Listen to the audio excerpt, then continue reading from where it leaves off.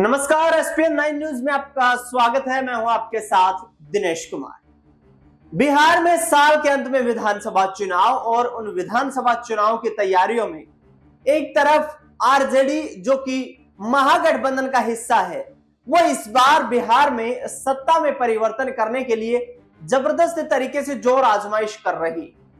दूसरी तरफ एनडीए गठबंधन जो कि सत्तारूढ़ पार्टियों का गठबंधन है, उसमें सबसे बड़ा राजनीतिक दल भारतीय जनता पार्टी। आज चर्चा करेंगे पूरे राजनीतिक समीकरण की इस खास कार्यक्रम में। बने रहे हमारे साथ और उन तमाम पहलुओं पर जो इन दिनों बिहार के हर घर हर गली में राजनीतिक रूप से चर्चा का विषय बने रहे हैं, जिनको लेकर के बिहार के हर व्यक्ति के मन में यह सवाल है कि आखिरकार बिहार में क्या होने वाला है।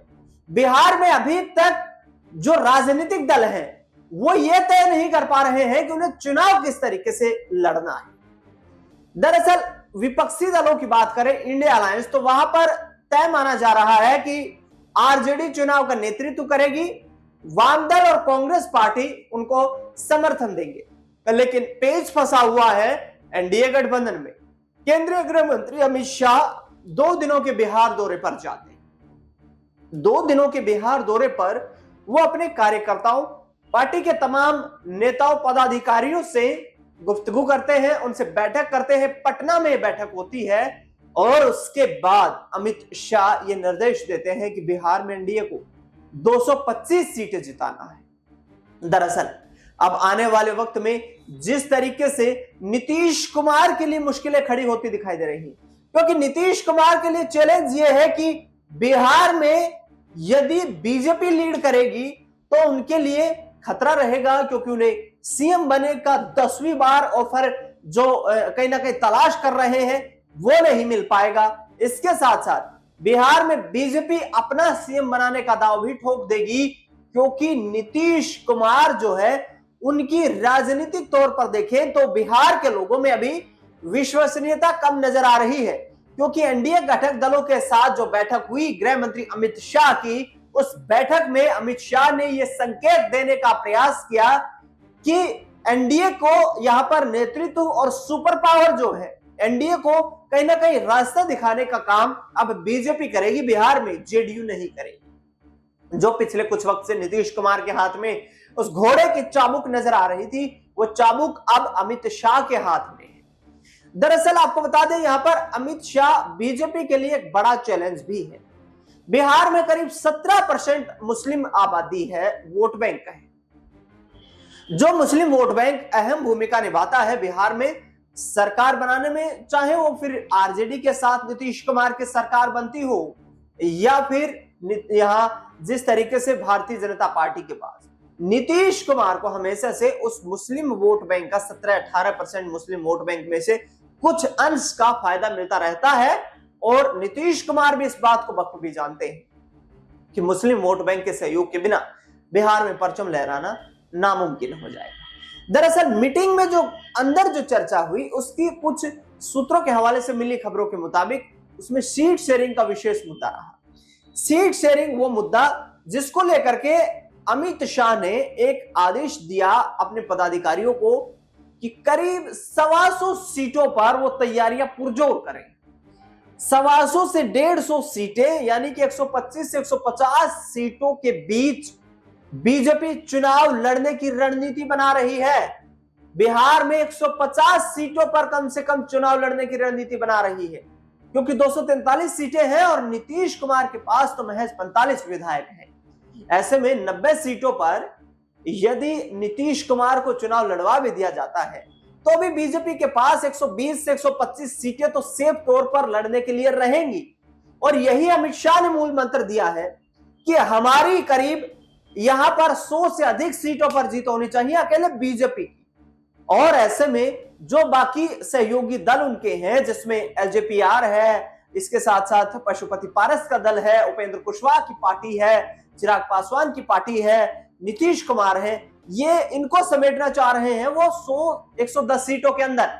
ऐसे में कहीं ना कहीं बड़ा सवाल यही खड़ा होता है कि नीतीश कुमार क्या बिहार में अब बैकफुट पर आ चुके हैं। दरअसल नीतीश कुमार ने एनडीए की मीटिंग में अमित शाह से गलती मांगी, माफी मांगी। उन्होंने कहा कि मुझे माफ कर दो, मैंने इससे पहले कई गलतियां कर ली हैं, लेकिन अब मैं गलती नहीं करूंगा, क्योंकि मुझे पता चल चुका है कि जिस तरीके से राजनीतिक हो रही है, जिस तरीके से मेरे खिलाफ षड्यंत्र हो रहा है, अब मुझे बीजेपी का ही सहयोग चाहिए। दरअसल नीतीश कुमार कहीं ना कहीं अब आरजेडी के साथ जाने के लिए लालायत भी नजर नहीं आ रहे हैं, क्योंकि उन्हें अपनी सीएम की कुर्सी प्यारी है।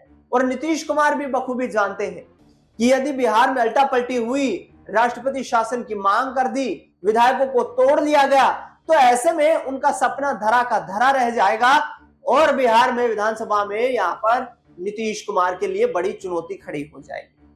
दरअसल अब नीतीश कुमार बीजेपी के इशारे पर ही चलने वाले हैं, ये उन्होंने स्पष्ट कर दिया है। दूसरी ओर अब विकास कार्यों की जो बात करते नजर आए, एक जनसभा को संबोधित किया केंद्रीय गृह मंत्री अमित शाह ने। उन्होंने कहा कि बिहार में लालू प्रसाद यादव के राज में जिस तरीके से गुंडा राज था, जंगल राज था, ये बातें उन्होंने गोपालगंज में एक जनसभा में कही, वो हमने खत्म किया है नीतीश कुमार के साथ मिलकर।